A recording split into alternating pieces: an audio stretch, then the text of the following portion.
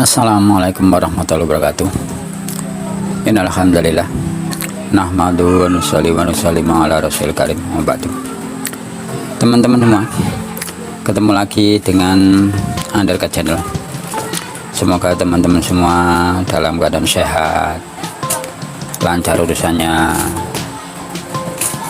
dan semoga teman-teman semua selalu bersyukur kepada Allah Subhanahu wa Ta'ala. Mungkin ada teman-teman atau diantara kita ada yang dalam kesusahan, adalah musibah dan sakit. Semoga bisa mensabari, bertawakal kepada Allah Subhanahu wa Ta'ala, karena sebaik-baik bekal untuk kita menghadap Allah adalah takwa. Jadi sebaik-baik bekal takwa. Dan ukuran manusia baik enggaknya itu ya takwa itu, bukan gantengnya, bukan kedudukannya, bukan kekayaannya, hartanya, keberadaannya, tapi ketakwaannya. Semakin takwa maka semakin mulia insyaallah. Teman-teman, kali ini kita akan lanjut cerita lagi ya. Memang ya isinya channel cuma cerita tentang orang-orang dahulu, orang yang telah mendahului kita, bukan orang yang masih hidup.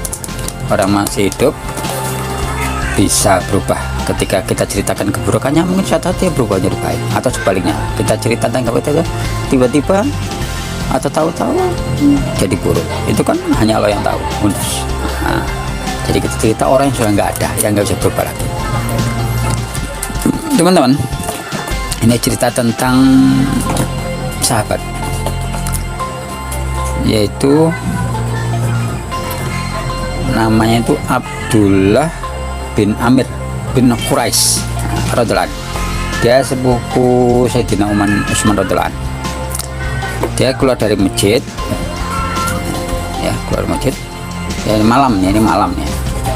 Ini kejadiannya malam. Jadi Abdullah bin Amir bin Quraisy ini dia jalan pulang dari masjid malam. Dulu kan gelap, nggak kayak sekarang cuma ada lampu, jalan enak, gelap. Dia sendirian. Di tengah jalan, di perjalanan, ia ketemu dengan seorang pemuda. Yang pemuda nggak tahu, nggak kenal siapa, tapi pemuda itu ikut jalan bareng dia, jalan bersama. Ya mungkin ya tentu agak bertanya-tanya. Lalu Sayyidina Abdullah bin Amir ini nanya kepada pemuda tadi itu, apakah ya apa sampean ada sesuatu yang ingin kamu sampaikan kepada saya? Lantas pemuda itu jawab, saya berharap engkau ini selamat sampai tujuan, karena saya lihat engkau jalan sendirian pada saat-saat seperti ini, gelap malam, dan saya khawatir akan terjadi sesuatu yang enggak diinginkan itu menimpamu. Misalnya engkau sendirian, jadi ya saya pikir saya ikut jalan ya, nemeni. Semoga siapa tahu nanti ada sesuatu, ada yang enggak diinginkan, saya bisa bantu gitu loh, bisa bantu apa yang bisa saya bantu. Jadi saya khawatir gitu. Saya khawatir sesuatu terjadi atau bencana terjadi menimpamu dalam keadaan seperti ini. Jadi karena itu saya jalan bareng engkau, bareng jenengan, untuk menjaga keselamatan jenengan. Karena bisa saja kan terjadi sesuatu yang enggak menyenangkan hati terjadi nantinya. Mendengar itu, Sayyidina Abdullah bin Amir ini hatinya senang, langsung dipegangnya tangan lengan pemuda itu dan dibawanya ke rumah. Sampai di rumah dia ngasih, diberinya uang 1.000 dinar. Uang 1.000 dinar. Uang 1.000 dinar loh. Nah, teman-teman bisa kan bisa membayangkan berapa banyak 10 dinar. Kemarin kita pernah upload tentang dinar. Dinar itu uang emas zaman dulu ya. Uang emas 1 dinar itu kalau dirupiahkan itu sekarang sekitar 2,4 atau 2 di atas 2 juta lah. Jadi kalau 1 dinar itu 2 juta, berarti kalau 1.000 dinar berapa itu? 2 miliar. Nah, itu 2 miliar rupiah. Bayangkan, seseorang menyedekahkan sebanyak itu. Kalau dikit, wah, kalau sekarang nggak mungkin ini. Ini kayak cerita-cerita fiksi ya, kayak fiktif gitu ya. Padahal ini nyata, ini kisah nyata, ini kisah-kisah orang dahulu. Begitu mereka memandang harta itu ya kayak kita pandang apa ya, mandang mainan gitu, mainan anak-anak gitu loh. Mereka memandang harta itu ya kayak kita memandang mainan anak-anak itu ya, kayak nggak ada gunanya. Ada guna antara guna dengan enggak guna, mungkin untuk anak kita nggak ada guna sama. Begitu sahabat itu memandang harta seperti itu. Dikasihkan 1.000 dinar, kalau sekarang 2 miliar lebih, hanya cuma ngawani dari masjid ke rumah itu. Begitu mereka kedermawanan mereka itu, para sahabat itu. Dan begitu juga akhlak pemuda saat itu, nemeni sampai ke rumah. Bukan sekarang, kayak sekarang mungkin. Kalau sekarang mungkin anak muda mengikuti orang tua dicurigai ya, si orang yang curiga, yang pemuda juga punya niat lain. Kalau sekarang mungkin curiga, karena hidup ini kalau zaman sekarang penuh kecurigaan ya, gimana, karena ya itu zamannya mungkin ya sudah mulai sedikit orang-orang soleh, para Allah, kekasih Allah sudah mulai sedikit, tidak seperti zaman dahulu.